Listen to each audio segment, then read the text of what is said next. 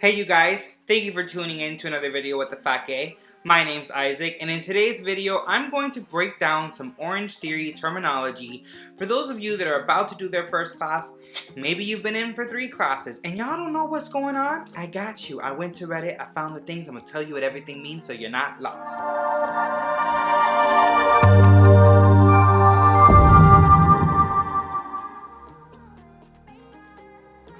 So when I think back to my very first class, whether that was that long ago, it was 4 months ago, okay? I am very aware with how confusing it can be. Anyhoozle. When I think back to my first class, I remember one of the things that I got frustrated with the most was that people were talking, but I don't know what they were saying. I was on a treadmill trying to breathe, and I didn't know what was happening. And while I was going, they told me the first 5 classes is what it takes for you to kind of get into the flow of things. But what if you're like me? What if you, my friend, are an overachiever and you want to know all the things and you want to know them now? Well, guess what? Search no more. Wonder no longer. I am going to tell you all the things you need to know for your first class, second class, third class, or maybe even your 40th class. All the terms. What are these OTF people talking about? What is a push pace? And why do I have to do it? Don't worry, we're gonna talk about all the things. Okay, so, I'm not gonna lie. I had to look all these things up because I was confusion myself, okay? And honestly, it's not because I'm confused. It's really just because there's a lot and it takes a little bit to know it. So, I'm gonna go through the most basic and some of the more complicated terms so that you are ready for success. So you get in there, you do what you gotta do, you learn the things, and you get your splat points. I'm not bitter because I only got like 1 splat point yesterday, but that's not the point. Let's get started. So first things first, what's a splat point? Well, that's a great question. So a splat point equals every minute that you are in one of the either the orange zone or the red zone. Now, there are 5 zones, and I'm gonna look at this chart, and you know what? I'm gonna even put this chart right here so that you guys can look as I talk. So, the gray zone, so this is gonna be your very light activity, 50 to 60% of your maximum heart rate, meaning that that's the capacity in which your heart is going. You're sitting on the couch, you're doing nothing, things are fine, right? The blue zone, oh, you're starting to warm up. You're getting into the flow of things, right? This is 61 to 70% of your maximum heart rate. Then you get into your green zone. So your green zone, remember this, is gonna be where you want to be during your base pace section. This is going to be challenging, but doable. And for any of us who have been in classes very long, you're gonna recognize the things I'm saying because this is exactly what the coaches are telling you while you're working out. And this is anywhere between 71% and 83%, okay? And I'm gonna tell y'all, the 83% to 84% transition to get into the orange zone, I feel like takes forever, but I digress. Then you have the 4th zone. Say hi. Get down. Whoa. Then you have your 4th zone, which is going to be your orange effect. This is where you start getting your splat points, and they say that this is your uncomfortable feeling. This is anywhere from 84% of your maximum heart rate to 91% of your maximum heart rate. This is where you start burning your splat points. So for every minute that you're in the orange zone, you get a splat point. The goal for every class is to have at least 12. If you have 12, then you are going to be what's called in the afterburn, meaning you're continuing to burn calories after your workout for up to 36 hours. And then your last zone, the red zone, the I am dying zone. This is going to be your all-out effort. This is 91% to 100% of your maximum heart rate. Now, what they'll tell you is when you're in the red zone, if you feel like you're in control and you feel like everything is good, that's fine, stay there. It's not a bad thing. But if you're dizzy or you're struggling to breathe, well, I'm always struggling to breathe, so maybe that's not a good comparison. But if you feel like you're not in control of your body, bring it down, get back into your orange and green zone, and try to get yourself back in control before you start continuing your workout. Now, Before each class, the coach is going to come out and they're going to tell you what kind of day it is in the gym. Now, usually, depending on what studio you go to, because I have gone to studios where they're like, hey, what's up? Thank you for coming. Let's get started. And they don't really tell you anything. I don't know if I'm ragging on anyone, but you know, I definitely noticed it. Not in my home gym, but at other gyms, I've definitely seen that happen. There are a couple of types of days in the gym. That's going to be your endurance day, your strength day, your power day, and then you have your ESP day, okay? And we're gonna talk about that in a second. So your endurance day is gonna have a focus of the entire class to be on endurance. So these are usually gonna be your longer pushes on the treadmill, longer distances on the rower, and higher rep counts on the weight floor. It took me a long time to actually notice the difference between these days because I was just struggling all the time, but eventually you'll get there. Then you have your strength day. Now your strength day is obviously gonna have a primary focus on strength. You wanna get stronger. So these workouts are really going to kind of be structured around that thought process. So what does this mean? It means more inclines on the treadmills, which I'm a power walker. We live on inclines and I'm constantly saying that, but for the runners and the joggers, they don't. So they don't usually have inclines. So they know that usually with a strength day, they're gonna have inclines. And this is also gonna be higher weights on the weight floor. Next, you're gonna have your power days. So power days are obviously going to have your main focus on power in the class. So power days are typically gonna involve short pushes and a lot of all outs. I remember we had one class where it's like 1 minute base, 1 minute all out, 1 minute base, or 1 minute all out. Or I think it was something like that. It was a lot of all outs and I was really tired at the end of it. 9 times out of 10, that's gonna be a power day. You're going to see more all outs on the treadmill. And don't worry if you don't know what an all out is, we're gonna talk about that in just a second.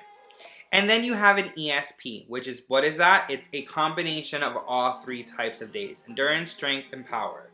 So these are going to be divided up into blocks. You typically see a lot of transitions with this type of workout because they're going to get you into different modes. So for this one, you're going to typically involve a combination of all 3 focuses, and in many cases, they will be multiple blocks at all 3 stations. So a lot of times with your tornadoes, which again, we'll talk about, that's typically going to fall into an ESP day because there's a lot of things going on. There's a lot of transitions. You're constantly moving from one section to another more than you would a normal class. So let's get into our treadmill terminology, but this is also something that you'll notice on the rowers as well. That's going to be your base pace. This is next going to be your push pace, and then you have your all out effort. So for your base pace, this is what they say is that you are able to do it 30 minutes or more. You're uncomfortable, it's difficult, but it's doable. You can be in that section for at least 30 minutes and you're going. Maybe be able to have a conversation or at least give a couple of words, but you're not going to be that out of breath. It's difficult, you're uncomfortable, but it's not doable, okay? Now, for power walkers, we're supposed to be anywhere from 3.5 to 4.5 miles per hour. Now, before we move forward, for those of you that have been following me for a little bit, you know that when I started, I was not within that group of what you're supposed to fit into for a power walker. Now, you're also going to have more inclines because they compensate the difference in speed for the amount of inclines you have to make sure that your heart rate is elevating. So that's going to be anywhere from 1 to 3% incline when you're in your base pace for the power walkers. Next, for our joggers and runners, you're going to have 4.5 or 4.5 to 5.5 miles per hour at a 1% incline. Now notice, it's always going to be a 1% incline, which is what they also call their flat road, meaning that you are flat, because what they tell you is that 0% is actually moving downwards and that's not actually flat. So when you are in your flat road, that's at least 1%. Now, with your runners, that's anything above 5.5 miles per hour at a minimum of 1% incline. Next, you have your push pace. So for push pace, this is where you're gonna start to see your inclines start to move up for your power walkers. Now, it's a little bit different because depending on the type of day, your coach may tell you for our power walkers to be on a higher percent incline than what fits the traditional part of your push pace. So your push pace for a power walker is typically going to be 4% or greater, or something that's specified by the coach. Your joggers are going to be 1 to 2 miles faster than their base pace. So we mentioned for base pace that you're 4.5 to 5.5 miles per hour. So that means anywhere between 5.5 to 6.5 miles per hour, depending on where you are in your jogging lifestyle. And then you have your runners, base pace anywhere from 1 to 2 miles per hour above their base pace. And remember, your runners are going to be already running a little bit faster than the rest of the individuals in the group. So that 1 to 2% is really gonna make a difference.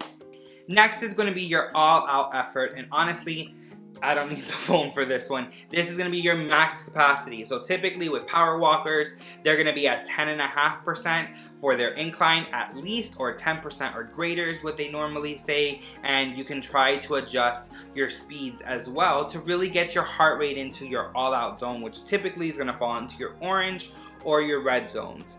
Same thing is going to apply for the joggers and the runners. You're going to be 2 miles or more above your base pace for your maximum all-out effort. Now, I am trying to kind of slowly get myself out of the power walking phase. So I've actually been trying to do running paces for my all-out as opposed to doing the inclines to try to condition myself to get used to running. So something that I've been working on, it's really been helpful for me, and it really helps with the spot points also. Not fun, but it's working. Now, in last week's video, I mentioned that I don't like 3Gs. Now, after rewatching the video and seeing a couple of comments, I noticed that not everybody knows what a 3G is. I kind of gave you a brief overview of what it is, but for the sake of this specific video, we are going to talk about all the different types of classes that are available. So first one's your basic class. That's going to be an orange 60. It's going to show up in the app as orange followed by the number 60. That means that this is a traditional 60-minute course or a 60-minute class with 2 groups, one starting on the rower and one starting on the treadmill. Remember, just because you're starting on the rower doesn't mean that you're going to spend a lot of time on the rower. That's just where you're going to get your warm-up going to kind of elevate your heart rate before you transition to the weight floor. Now, there are some classes where you're going to spend a lot of time on the rower for the weight floor section. It just depends on the type of workout that we have. Next one's going to be your orange 45. Same concept. Only difference is it's going to be a 45-minute class. Typically, this class is offered at noon, and I take this class actually pretty regularly on Mondays and Fridays because that's the day that I work from home. My studio is very close to where I live, so I'm able to go on go do a workout on my lunch break and come back, and it's 45 minutes. So keep in mind that with these classes that are 45 minutes, you are going to see shorter block times, meaning you're going to be less time on the treads and less time on the weight floor. So keep that in mind as to where you are in your journey to make sure that you're being conscious, because you're not going to use one less class just because it's a 45 minute. It doesn't work that way. Now, with the orange 3G is still a 60-minute class. Depending, you could have a 3G as a 90-minute. I've never seen one, but that doesn't sound like fun. So with your 3G classes, you're going to have a group that starts on the rowers, one on the treadmill, and one on the weight floor, and all 3 groups are going to cycle to the different parts of the gym. So all it really means is that you have more people that are starting, and your coach is running around like a chicken with his head cut off because now he's got 3 groups that he's paying attention to, correcting form, making sure that nobody's doing anything dangerous, and staying on task. Well, he or she is one person. Then you have your orange 90. Same thing we've been talking about. Now it's only 90 minutes long. I haven't done one yet. I was supposed to try to get into a class that they were offering today, but I didn't make it. There was a wait list and I just didn't make it into the class. But it's on my list of things that I want to try. And last but not least is going to be our tornado. So the tornado is basically going to be short blocks in each section of the gym that's transitioning rapidly. So you're constantly moving. At first I didn't like tornadoes, But now I really do, because of the fact that I feel like your class goes through a lot faster because you don't have to go through a really long block or a series of blocks in one section. So you'll move from the rower to the treads to the weight floor, and you'll constantly be in a flux of moving, okay? So that is something that usually happens on Tuesdays, Tornado Tuesday. Not every Tuesday, but that's when I've seen them. All right, so that is really the terms and the lingo that I wanted to cover for you today. If there's more things that you've heard within the gym that you have questions about, feel free to leave it in the comment section below, and I'll do my best to explain it to you as much as possible. If there are things that are tips that you would like to offer to newer members, also leave that in the comment section below. I'd love to hear what you have to say. I post new videos on Mondays and Thursdays. Thank you so much for watching. If you haven't already, don't forget to hit the subscribe button on your way out. Have a great one.